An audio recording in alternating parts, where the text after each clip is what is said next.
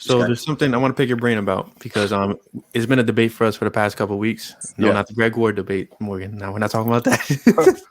I'm ready for it. Jalen Hurts, man. Analyst Chris Sims left your boy off the top 40 QB list, and had a bunch of rookies on there, as well as Jameis Winston's backup QB on there. Chris Sims. I mean, is that something you guys know about or have spoken about? Honestly, no, I didn't know that you just said that. Oh, wow. Okay. Yeah, I definitely didn't know about anything about that. But I mean, off the top 40, man. Not in the top 40. I can't tell you 39 quarterbacks better than Jalen. So, I mean, I don't really. Period. You heard it here first. Period. That's period. Yeah, like I played against. I mean, I can't tell you. I can't. No, I know. We know. Oh, go ahead. I was gonna say, like we know you haven't really spent much time with the offense and stuff, but has there been like really like in your times with the team has Jalen really just taken over? Because you have a vet in Joe Flacco there now, who actually signed the day of our podcast. So I remember we had met. Yeah, in March. I remember mentioning that, and you were like, "Oh, we signed him." So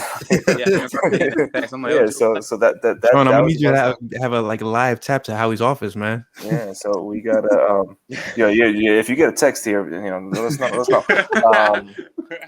Yeah. So you have Joe Flacco there, but is it like can you feel that it's Jalen's team?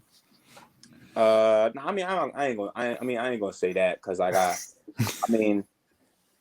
It was more or less when we got into the building. It was more or less for the coaches because they were just meeting us for the first time. So it wasn't really like I didn't really feel like anybody in particular besides the vets, Fletch, Jason Kelsey, Lane, those guys that were really more vocal than everybody else. Like Jalen didn't really of course he did his thing. He broke down the huddles. He talked when he had to talk when they asked him to break it down, and he does that. He did those things, but it wasn't really like focused on like, all right, well, who is it going to be, Jalen or Joe Flacco right now? Like OTAs, it was kind of just like everybody getting accustomed to the coaches, getting used to being around each other again. I really think we're going to see what happens though, like in 20 days. You know what I'm saying? So. That's right.